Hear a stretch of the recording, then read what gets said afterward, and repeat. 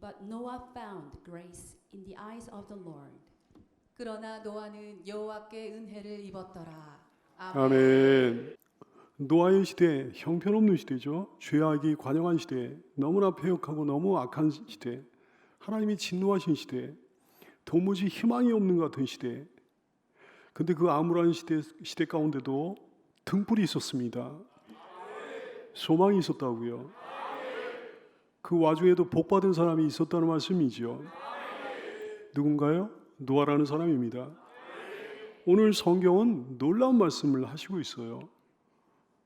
창세기 6장 8절 말씀, 그러나 노아는 여호와께 은혜를 입었더라. 따라서 해볼까요? 그러나 노아는, 이 대목이 중요합니다. 이 단어가 굉장히 중요합니다. 그러나 왜 그러나입니까?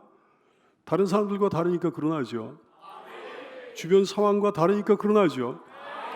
그 시대와 다르니까 그러나죠. 세상을 향한 하나님의 한탄, 세상을 향한 하나님의 진노와 너무 다르니까 그러나죠. 사랑하는 성도들이여, 다른 사람들이 형편없는 것 같습니까? 다른 사람들 상관없습니다. 그러나의 인생 되기 바래요. 지금 주변 상황이 너무 안 좋습니까? 주변 상황 상관없어요. 그러나의 인생 되기 바랍니다. 이 시대가 너무 피폐한 시대 같습니까? 너무 희망이 안 보이는 것 같아요? 시대적 배경과 상관없습니다. 그러나의 인생이 되기를 바랍니다. 은혜 받는 사람은 어떻든지 은혜 받는 거예요. 복 받는 사람은 죽어도 복 받는 겁니다. 사랑하는 교우들이여, 여러분 믿어지면 아멘 하십시오. 어떤 상황이든지 그러나의 인생이 있는 줄로 믿기 바랍니다. 하나님께 은혜를 입는 사람은 이래도 저래도 은혜를 입는 거예요. 하나님께 은혜를 입은 사람은 주변 상황이 어떻든지 이겨내는 거예요. 하나님께 은혜를 입은 사람은 주변 상황이 아무리 안 좋아도 살아나는 줄로 믿기 바랍니다. 말세지 말의 마귀가 아무리 횡행해도 그러나의 사람을 어떻게 할 수 없는 줄로 믿게 되기 바랍니다. 보세요, 여러분, 다른 사람은 다 심판을 받아가지고 목숨을 잃었는데 은혜를 입은 사람 노아는 살아났지 않았습니까? 모든 짐승과 새들과 곤충까지 다 심판을 받은 상황인데 노아와 노아의 가족은 살아남았어. 너무나 은혜가 되잖아요. 너무 힘이 되잖아요. 모든 게 싹 쓸려버린 대홍수 가운데도 살아남을 정도인데 어떤 상황인들 못 견디겠습니까? 여호와께 은혜를 입은 성도가 되기를 바랍니다. 노아 같은 은혜를 입기 위해서는 당연히 그냥 되는 건 아니죠. 노아 같은 사람이 돼야 되는 거죠. 성경은 그걸 강조하시기 위해 8절과 9절 말씀이 연결되도록 해놨습니다. 8절은 따로 있는 게 아니에요. 9절 말씀과 연결된 말씀입니다. 8절 9절 말씀, 그러나 노아는 여호와께 은혜를 입었더라. 그 다음에 뭐라고 보신 거 아니? 이것이 노아의 족본이라. 노아는 의인이요 당대의 완전한 자라. 그는 하나님과 동행했다. 이렇게 증언하시고 있어요. 노아는 어떤 사람이었습니까? 우선 하나님과 동행한 사람이었습니다. 에녹처럼 하나님과 동행한 사람이었어요. 창세기 5장 21절 말씀, 에녹은 이런 사람이었습니다. 65세 무두셀라를 낳았고 무두셀라를 낳은 후 300년을 하나님과 동행하며 자녀를 낳았다 말씀하십니다. 동행이 뭐예요? 함께 걸어갔다는 거예요. 하나님 손 꽉 잡고 함께 걸어갔다는 겁니다.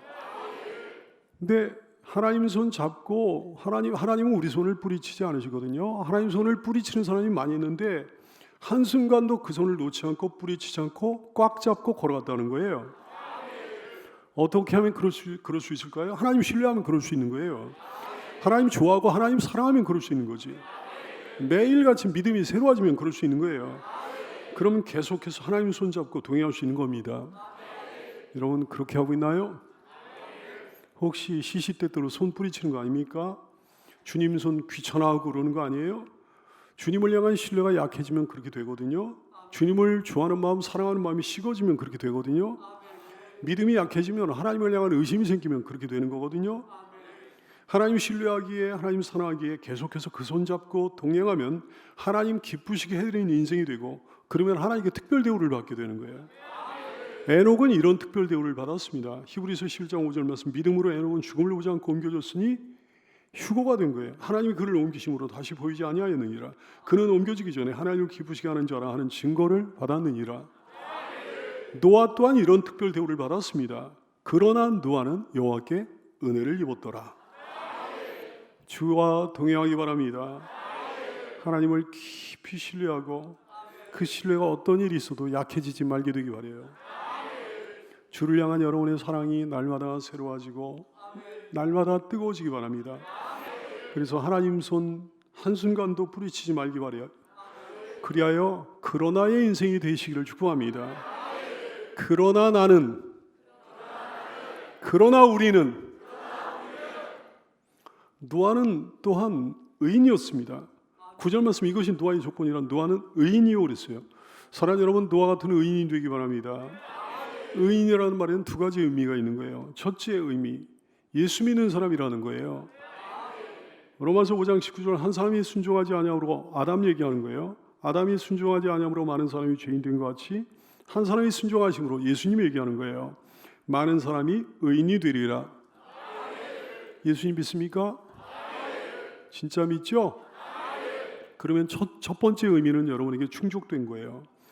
두 번째도 그에 못지않게 중요합니다. 의인이라는 말의 두 번째 의미는 순종하는 사람이라는 거예요. 그분의 가르침에 순종하는 사람, 하나님 말씀에 복종하는 사람, 여러분 순종함으로 의인 되기 바랍니다. 어떤 순종이었습니까?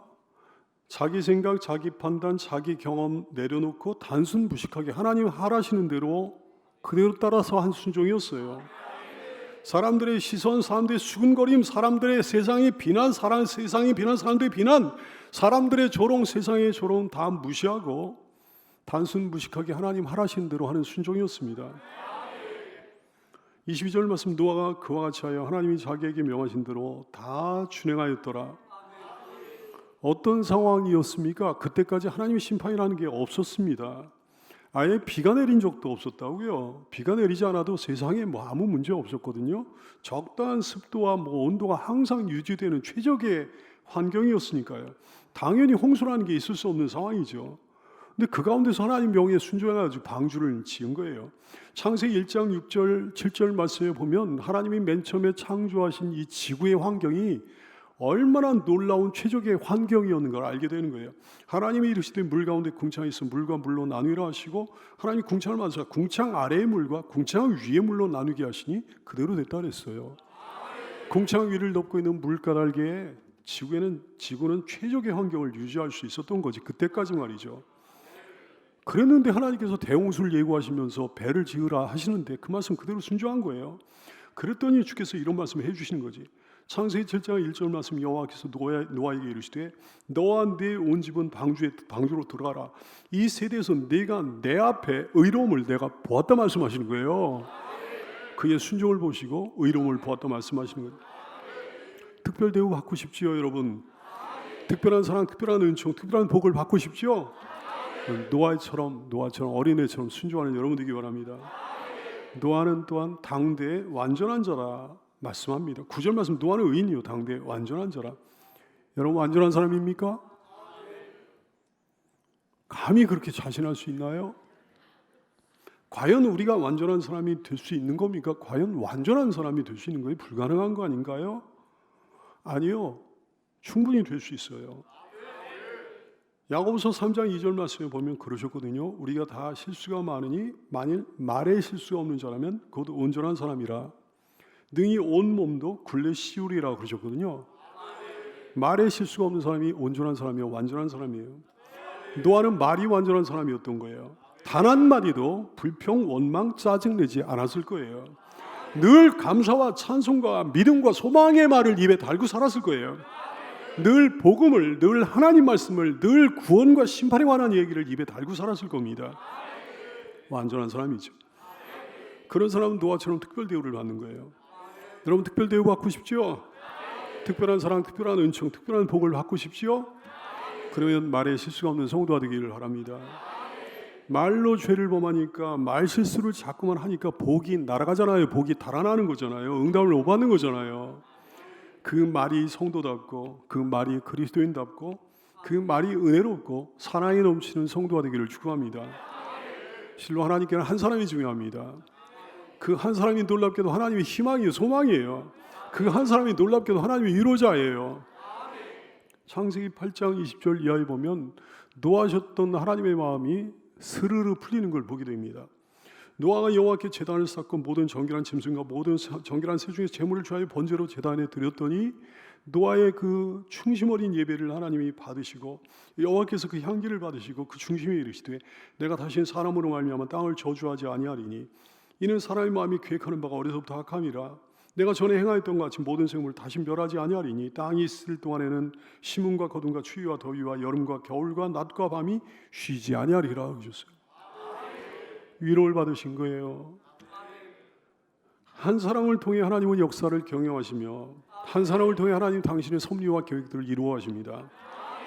그 한 사람이 되고 싶지 않습니까? 사랑하는 여러분, 기억하세요. 하나님께는 특별한 사람이 있습니다. 하나님께서는 그 특별한 사람을 통해 일하십니다. 그 특별한 사람이 하나님께 굉장히 중요합니다. 다른 사람들 때문에 분노하시다가도 그 특별한 어떤 사람 때문에 위로를 받으시는 거예요. 그 사람이 하나님 기쁘시게 하는 거죠. 그 사람이 하나님의 특별한 사랑과 은혜를 입게 되는 거죠. 이런 사람 되고 싶지요? 소원대로 될 줄 믿습니다. 하나님은 무사람들로 인해 심판의 문을 여셨는데 특별한 사람 노아를 통해서는 구원의 문을 열어주시는 거예요. 참으로 그렇습니다. 어떤 사람은 죄악과 불순종으로 하나님 진노의 문을 여는 나쁜 통로가 되는 사람도 있는 거죠. 반면에 어떤 사람은 의와 순종으로 하나님 구원의 문을 여는 아름다운 통로가 되는 거예요. 이런 사람 되고 싶죠? 소원대로 될 줄 믿습니다. 하나님은 사람의 죄악으로 인해 다른 피조물들을 더불어 심판하시기도 하는 거예요. 하나님은 노아 당시에 인류의 죄악에 분노하신 나머지 사람들뿐만 아니라 다른 짐승들과 곤충들까지 더불어 홍수로 멸하셨습니다. 하지만 하나님께서는 역시나 특별한 어떤 사람으로 인해서 다른 피조물을 더불어 구원하신 거예요. 하나님은 의인 노아를 통해 그 가족과 짐승들과 새와 곤충까지 구원해 주셨습니다. 2절 3절 말씀 여러분 한번 읽어보실까요? 시작.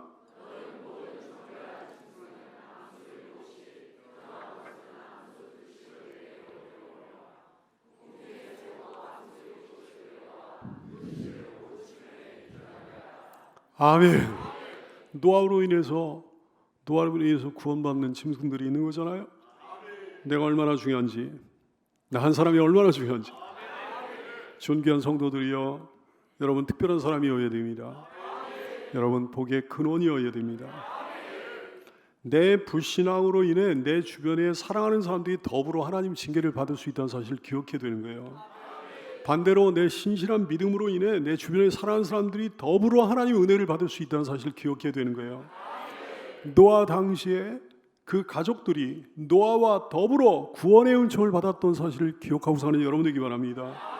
여러분이 주님을 잘 섬겨 사랑받으면 여러분의 가정과 자녀들도 더불어 잘된 역사가 일어나게 될 거예요.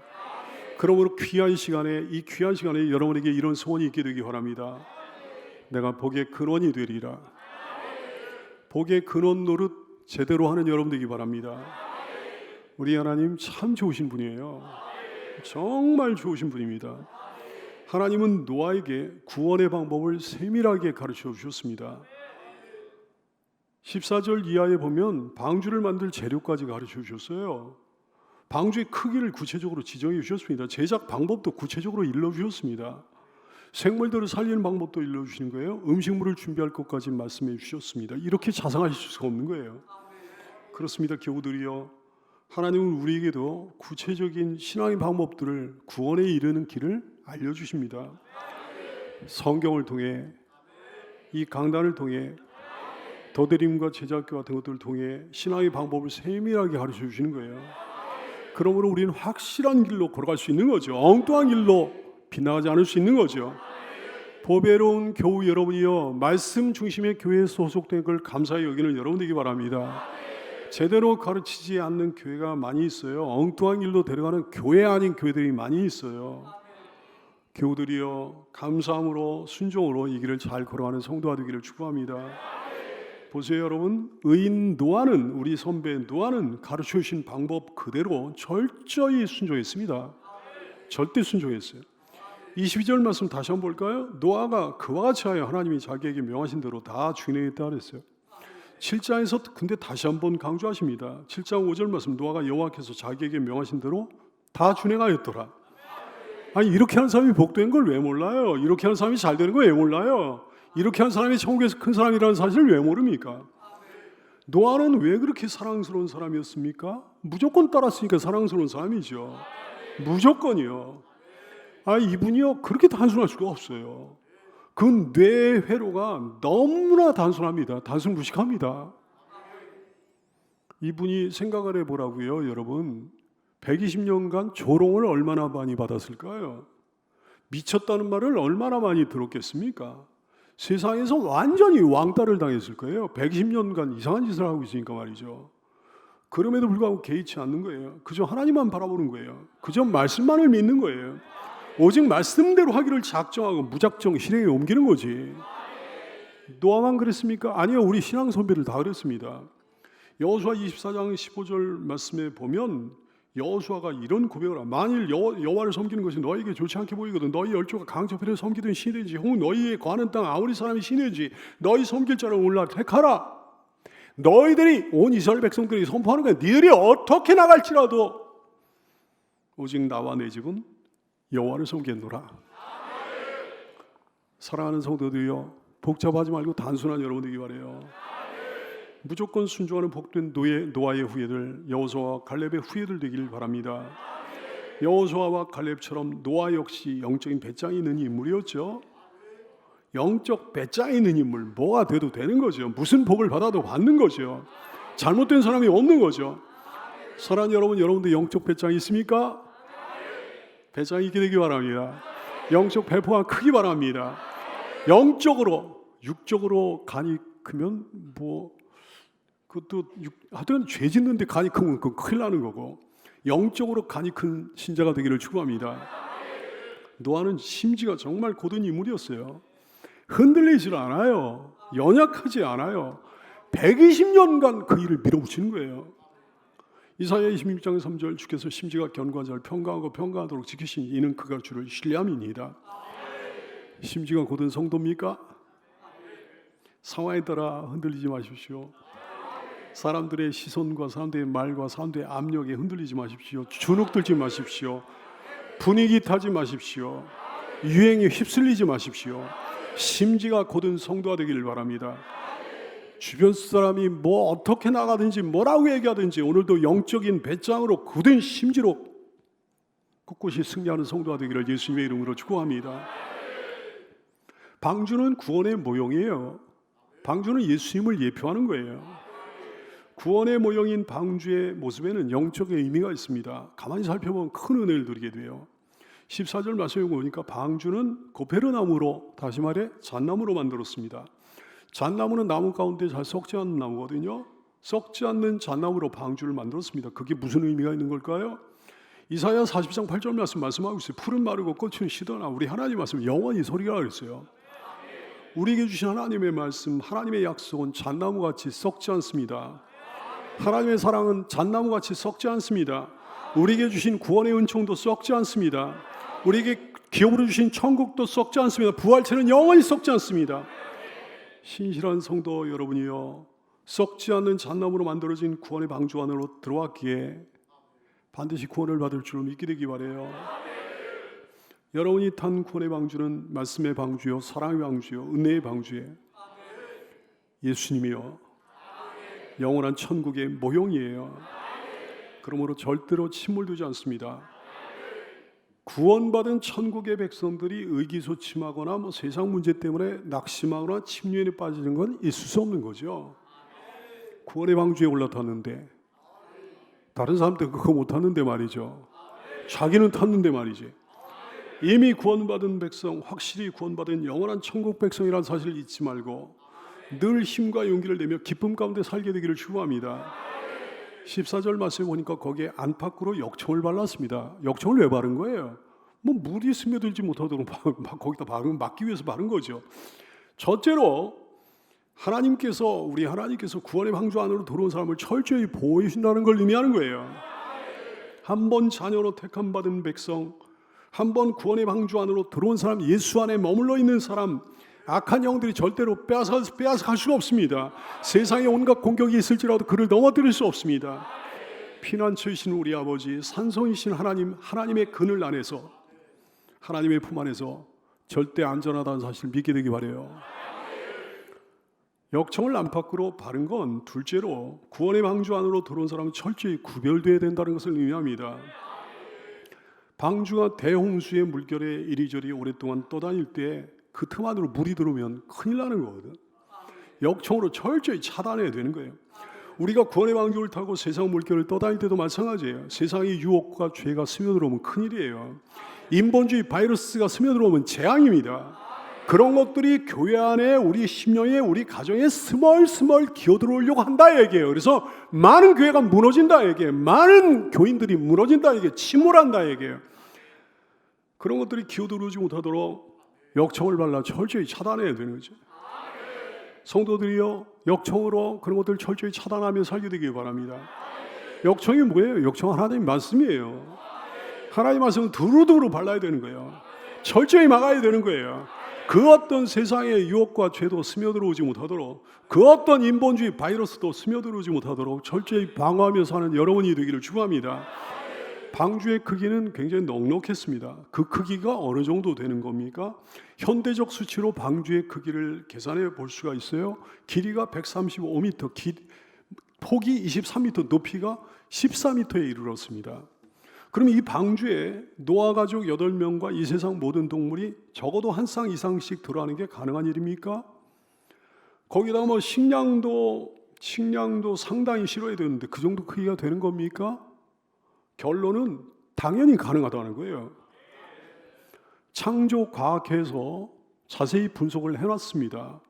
창조과학회 자료를 참조하면 당연히 가능하다는 거예요. 방주 안에 들어가야 될 모든 것들 충분히 수용할 수 있을 만큼 넉넉한 크기에 하나님이 지시하신 사람들과 동물들 혹은 식량들을 넣을 공간이 부족해서 일부는 수용하고 일부는 잘라내고 뭐 그런 일이 없었단 말씀입니다. 이게 정말 큰 은혜가 되는 거잖아요. 사람에게는 한계가 있습니다. 아무리 좋아도 한계가 있어요. 사랑에도 한계가 있어요. 부요로움에도 한계가 있어요. 따라서 사람들의 베품과 나눔에도 한계가 있는 거지. 어느 정도는 수용할 수 있지만 그 이상은 수용이 안 되는 거예요. 잘라내야 되는 거예요. 더 이상은 안 되겠습니다. 안 되겠지만 여기서 그만둬야 되겠습니다. 이러면서 잘라내야 되는 거지. 하지만 보배로운 성도들이여, 당시의 방주가 모든 존재를 넉넉히 수용했듯이 우리 주 예수님의 은혜 안에는 그런 일이 없다는 사실을 알게 되기 바랍니다. 주 예수님의 은혜와 사랑은 넉넉한 줄로 깨닫게 되기 바랍니다. 풍성한 거예요. 에베소서 1장 7절 말씀, 우리는 그리스도 안에서 그의 은혜의 풍성함을 따라, 할렐루야. 요한복음 10장 10절 말씀, 도둑이 오는 것은 도둑질하고 죽이고 멸망시키려는 것뿐이요 내가 온 것은 양으로 생명을 얻게 하고 더 풍성히 얻게 하려는 것이라. 그 풍성한 은혜를 풍성히 받아 누리는 여러분 되시기를 바라요. 방주의 구조는 안전했습니다. 방주의 구조는 굉장히 놀랍습니다. 현대 학자들이 다 과학적으로 분석을 해봤잖아요. 노아의 방주와 길이와 폭과 넓이의 비율을 계산해보고는 경탄을 금치 못하는 거예요. 절대로 전복이 안 되도록 어마어마한 파도와 격심한 비바람에도 견딜 수 있도록 특별히 안전하게 설계되어 있다는 거지. 길이와 폭과 넓이 비율을 따져 계산해 보니까 그 탁월한 안정성이 현대 과학으로 입증이 되는 거예요. 그렇습니다. 참으로 그렇습니다. 예수 믿는 신앙, 예수 의지하는 신앙, 예수님을 통해 하나님께 나아가는 신앙은 안전하고도 안전하다는 사실을 알게 되기 바랍니다.